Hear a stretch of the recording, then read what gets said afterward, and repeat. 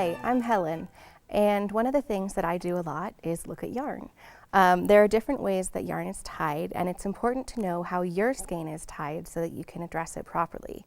Often at the studio, when someone just starts working and hasn't had much experience, they don't quite get the ties out properly, and we end up throwing yarn away. Occasionally, I'll rescue a skein from the trash can and spend several hours at home unwinding and untangling it, but we don't want you to have to do that.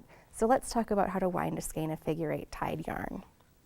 If you look at these two skeins, you can see that this one has the yarn wrapped around it pretty tightly and then tied. We call that a self-tie skein.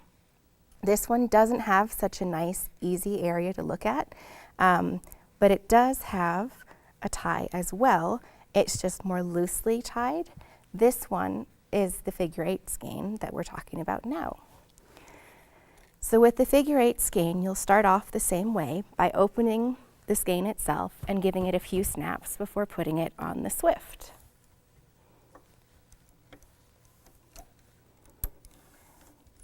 Again, you want to make sure that the swift is adjusted so that it will spin nicely, and the yarn will stay open properly while you're winding it.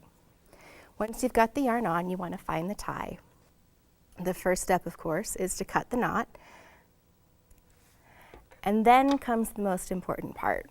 You want to make sure that the two ends are completely free of the skein, because if you've got them crossed at all when you start winding, you'll have to walk the ball through the skein and wind by hand, which takes a lot more time.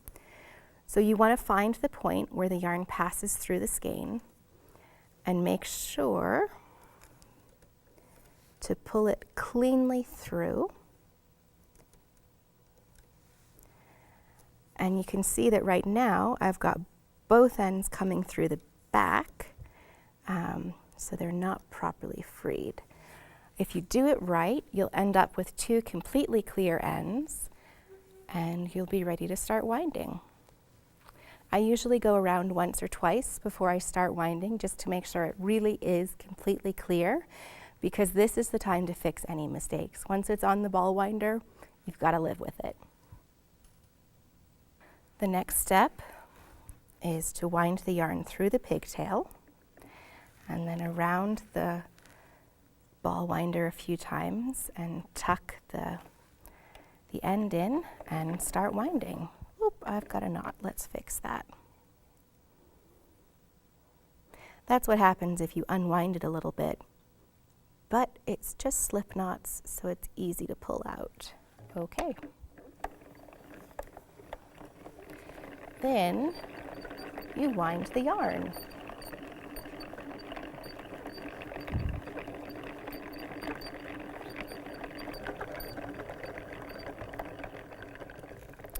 All right, and now that the cake is done, I like to fold up the tag and put it in the middle to keep all of the information on the tag with my skein for later reference. This is a skein of Hot Shot, so I'll probably turn it into a pair of socks for my dad.